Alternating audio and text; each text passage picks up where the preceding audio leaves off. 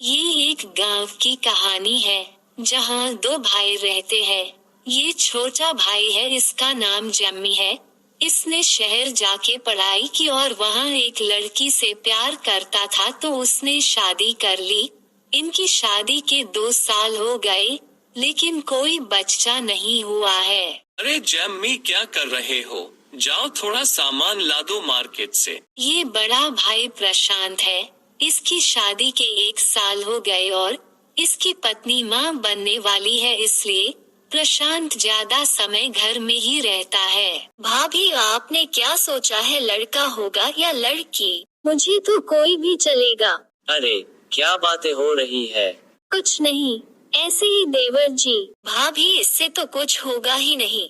हमारे शादी को 2 साल हो गए लेकिन बच्चा ही नहीं हुआ। कोई बात नहीं, हो जाएगा। अच्छा भाभी, हम चलती है। अम्मी की पत्नी उसकी बड़े भाई की पत्नी से जल रही थी क्योंकि वो माँ बनने वाली थी।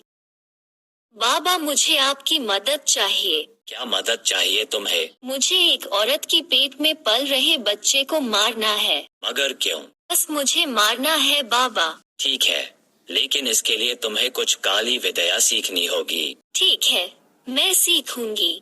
अम्मी की पत्नी रोज काली विद्या सीखने जाती रही। तो ये रखो, इसे तुम्हें उस औरत को खिलाना है जिसकी बच्चे को मारना चाहती हो। ठीक है। मंजू अगले दिन शोभा को दूध में वो चीज मिलाकर खिला देती है।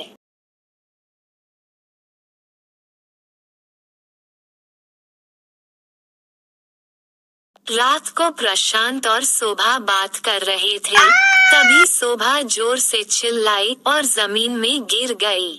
शोभा, क्या हो गया? उठो। भैया, मैं दाइमा को लाता हूँ।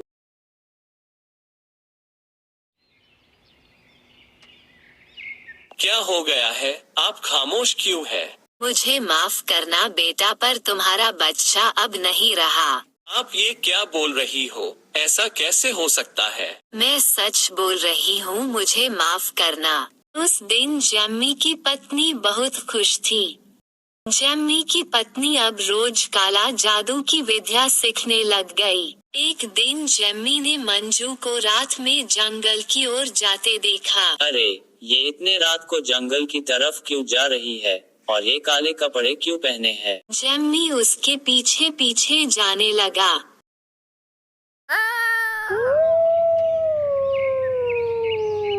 इतने घने जंगल में आखिर ये करने क्या आई है? जंगल में जो जम्मी ने देखा, उसे अपनी आंखों में भरोसा नहीं हुआ। उसने वापस गांव जाके अपने बड़े भाई को सब कुछ बताया। भैया, आपके बच्चे को मंजू ने मारा है। ये कैसी बातें कर रहे हो तुम? तुम्हारा दिमाग तो ठीक है। भैया, मंजू आधी रात में जंगल जाके काला जादू सीखती है। मैंने उसे ऐसा करते देखा। ठीक है, अगर ऐसा है तो अभी हम वहाँ जाएंगे और उसे उसी जगह मार देंगे। चलो। प्रशांत और जम्मी गांव के कुछ लोगों के साथ जंगल में मंजू के पास गए और देखा कि मंजू काली विद्या कर रही थी। जाओ मंजू। भैया, आप और जम्मी, आप भी यहाँ। कुछ मत बोलो, तुमने ही मेरे बच्चे को मारा है। आज मैं इसी जगह तुम्हें मार डालूंगा।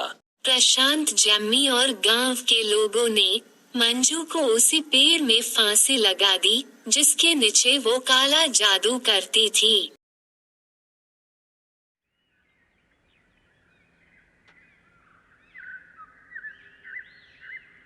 मुबारक हो, आपकी पत्नी माँ बनने वाली है। भैया, अब तो आपको पार्टी देनी होगी। अरे मेरा भाई जरूर, क्यों नहीं।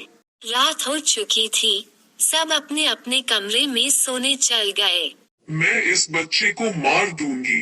मैं इस बच्चे को मार दूंगी। सुनिए, कुछ आवाज आ रही है। अरे कुछ आवाज नहीं आ रही है, सो जाओ तुम। मैं इस बच्चे को मार दूंगी। कुछ तो आवाज आ रही है।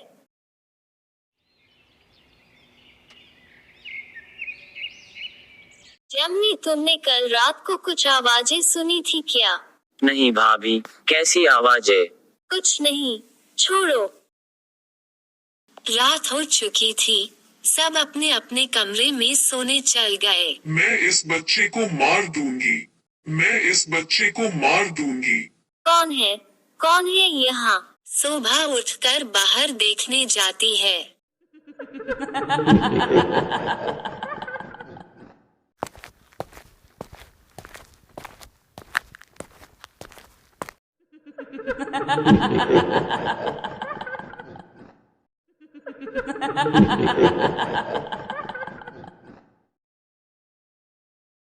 अरे तुम यहाँ कैसे आई? मैंने अभी मंजू को देखा, वो यहाँ थी अभी। ये कैसी बात कर रही हो? मंजू तो मर चुकी है। मैं सच बोल रही हूँ, मैंने सच में मंजू को देखा। अच्छा, हम कल सुबह में बात करते हैं, अभी घर चलो।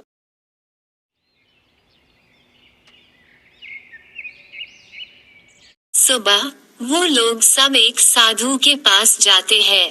बाबा, क्या मेरे बच्चे को कोई खतरा है? हाँ, तुम्हारे होने वाले बच्चे को बहुत बड़ा खतरा है, क्योंकि जिस औरत को तुमने दोषी मान के उसे मार दिया, उस वक्त वो भी माँ बनने वाली थी। क्योंकि तुमने उसके बच्चे को मारा है, वो अब तुम्हारे बच्चे को मारेगी। बाबा, हम उसे अब कैसे रोके? जिस पेड़ में तुमने उससे फांसी दी, उसी पेड़ को तुम आधी रात को जाके जला दो, क्योंकि तुमने उसे आधी रात में ही मारा था। जम्मी ये सुनकर कि वो पिता बनने वाला था और उसने भी अपने बच्चे को मारा है, वो वहाँ से चला जाता और गांव के एक खाई में कूद जाता। आधी रात को प्रशांत और शोभा कुछ गांव के लोगों को साथ ले जाके उस पेड़ को आग लगाने वाला होता है कि